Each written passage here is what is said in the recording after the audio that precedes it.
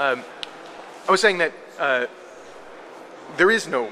Are you suggesting there is a free press in Cuba that you can find all different ideas in different newspapers and that it's no censorship there? Is that what you're saying, or do you think that there is censorship, which most international human rights organizations say? We have different newspapers. Even now, we're in the process to extend other ones, even for provincial. Who is the government? Is in the process of starting them?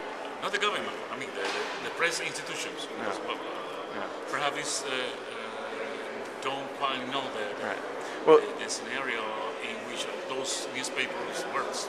Yeah. Maybe. Well, I mean, I was in only Cuba briefly a few years ago on a humanitarian mission. From what I've read and what I saw in all the human rights organizations, seem to suggest that there is not pluralistic ideas in Cuba, but you seem to suggest that that's not a problem. That it is not? Well, there's not a free press in Cuba. I mean, that seems to be the worldwide consensus. Well, I will suggest that, for instance, if we were wrong, What's that? If we were wrong Yeah. about that, why more than 180 countries vote against the policy that the U.S. is keeping up to Cuba in United Nations? It's apples and oranges. No. You're talking about a policy, and we're talking about just internal mechanisms. With Yes, that, but it's just connected. It's connected because the point of view of those one that shows that there is that kind of restrictions in Cuba. let's move from the press to the government. I mean, one of the fundamental I read the draft document, they talk about how democracy is an important tenet of human rights, or a way to elect your representative. That does not exist in Cuba at all. There's no real democracy. There's no real elections. Do you think that should change? Do you think Cuba should embrace the spirit of Durban and change their political system? Well, I don't know what kind of Cuba are you mentioning. If you were like that, why those Latin American countries have been pushing now to Obama to change the policy against Cuba?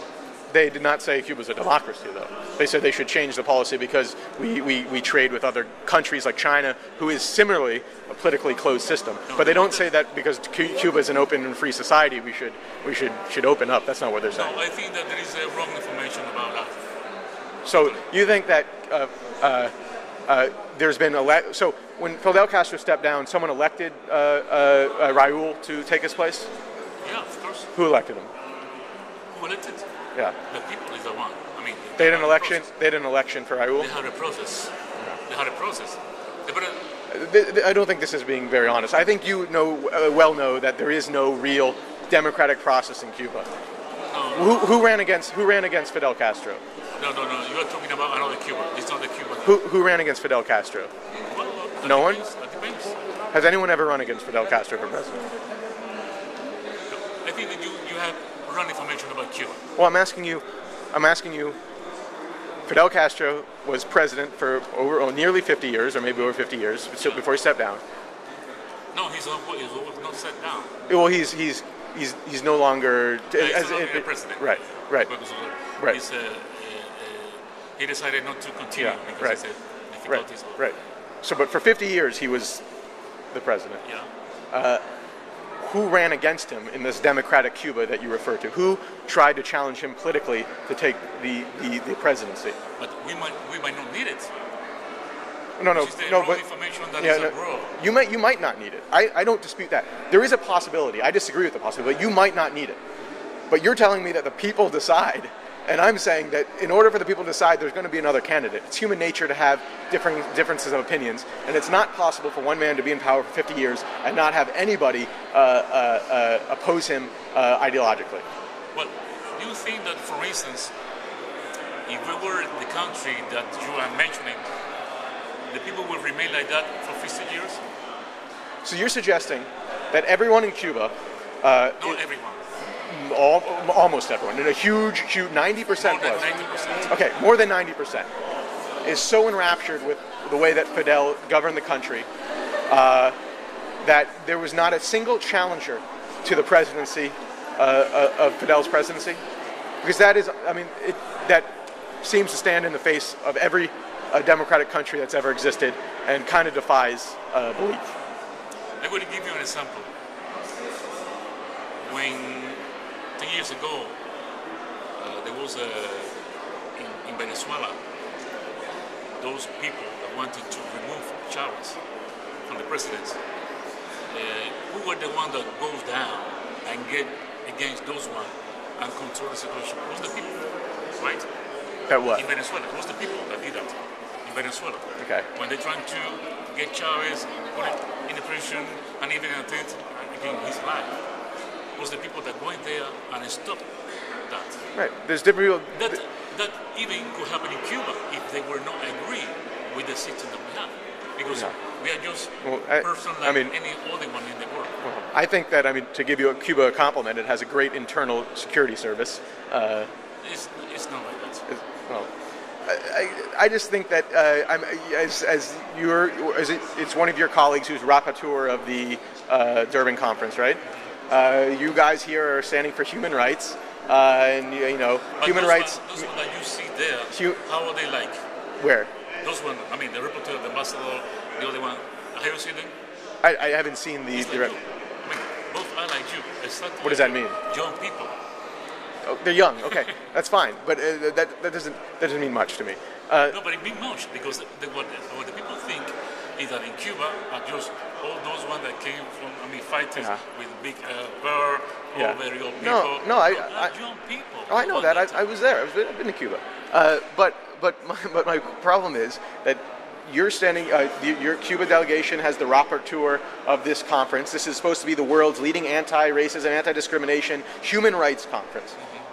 And you're telling me that Cuba doesn't need elections for president, or no one was willing to run against president because Fidel Castro is sort of this godlike figure who can't do any wrong. Well, how about this?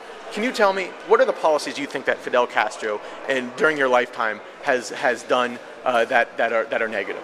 You might agree with him mainly, but give me a few of his negative policies. Negative policies? Yeah. About him? About Fidel Castro.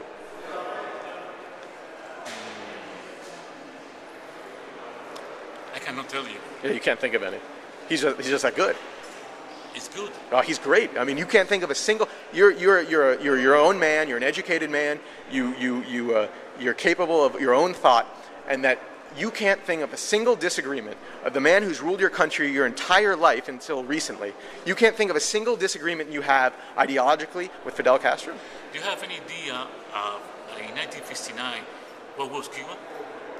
This has nothing to do with it. Yes. No, we can have that debate another time. But I'm asking you yourself, as someone who's obviously very educated, who's very accomplished, who's here, you do not have a single ideological difference of opinion with Fidel Castro, the man that's governed you for your entire adult life. No, I think you have lack of information.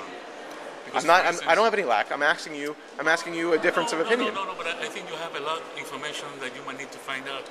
Because, for instance, if you just check a few years, just back 50 years, what was Cuba in 1959? Okay, that isn't this colony from U.S. government. I know the history of Cuba somewhat, but this is. Sure? This is. Noam Chomsky's history and the real history are two different things. But my question is not. But it has nothing to do with history. I'm not asking about history. I'm asking about present day. No, but countries live not just because of present. It's also have to be taking into account the history. Yeah. What was Cuba before? Yeah. Spain colony. What was after that? U.S. colony, right? Who was the one that created the invasion in 1961? I know. Cuba was the United States. That's right. Sure, the Bay of Pigs was the United States. No one denies that. It's not United States? No, everyone said. No one denies that. Who denies that?